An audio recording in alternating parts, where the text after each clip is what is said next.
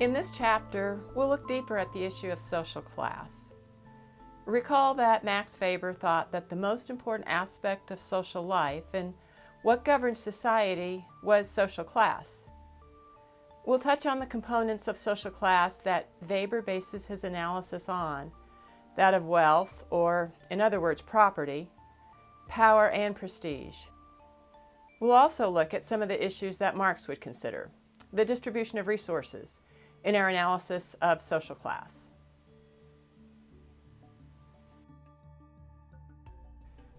We start this section thinking about the basic concept of social class. Unless you're a sociologist, the idea of social class is not something that you would probably examine very closely. But for sociologists, the idea of social class is a central concept.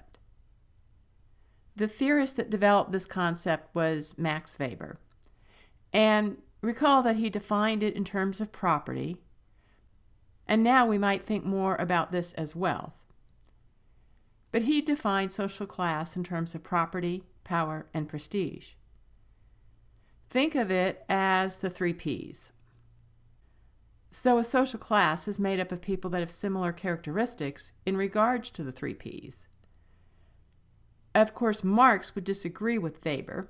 Remember that Marx says there are 2 groups, the working class, he called them the proletariat, and the capitalists, or what he called the bourgeoisie. So, according to Marx, if you look at the 2 different ways of defining this, you could say that it's power and resources, and the basic Marxist notion of the haves and the have-nots. Property is anything that is tangible and can be sold.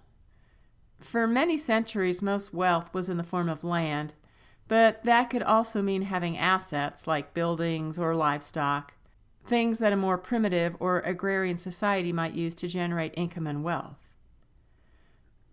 So property could include buildings, furniture, or businesses. Another concept is that of wealth. That's all your property or tangible assets, minus what you owe. Make sure that you distinguish between income and wealth, too. Income is what you work or the assets that you generate in any given period of time. Most people think in terms of their paycheck that they're receiving as their income. But if you include things like rent or interest, stock dividends, and royalties, that broadens the category some. Or if you were divorced and getting alimony or getting an allowance from someone, that's also income. It's important to think about what percentage of the population has what percentage of the total wealth or income for that group. So let's take a look at that just a little bit closer. Wealth is very unevenly distributed in our country. If we take a look at the figure from the book, we see that just 1% of Americans own more than 1/3 of all real estate, stocks, bonds, and business assets in the entire country. As you can see also from this figure, 10% of Americans own 77% of the nation's wealth. Most people don't think in terms of exactly what percentage of the population has what amount of wealth. But when people do take a closer look, they're quite surprised at the unequal distribution of wealth.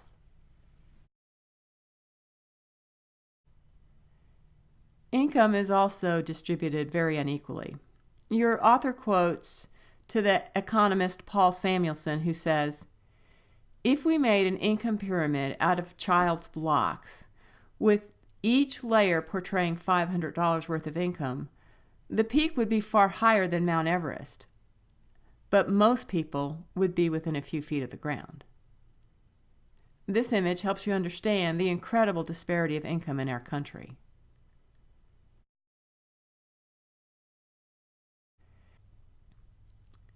Your text author also gives you some examples of people's incomes, citing to the 2017 incomes of some of the highest paid CEOs in the U.S.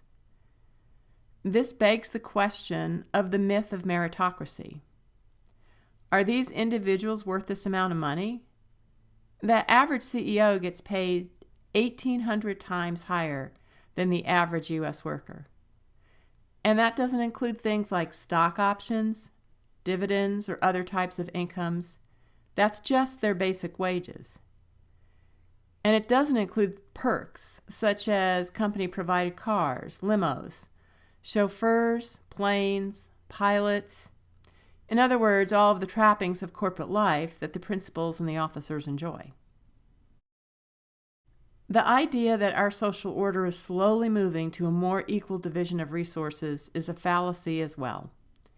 Your text author uses the saying, "The more things change, the more they stay the same," as his caption for the graph showing that change to make things more equal is not occurring.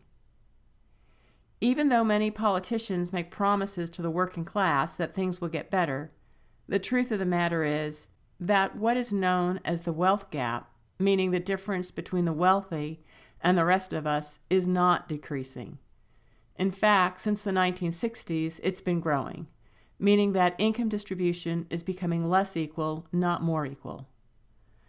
The arrows help capture this idea of the wealth gap.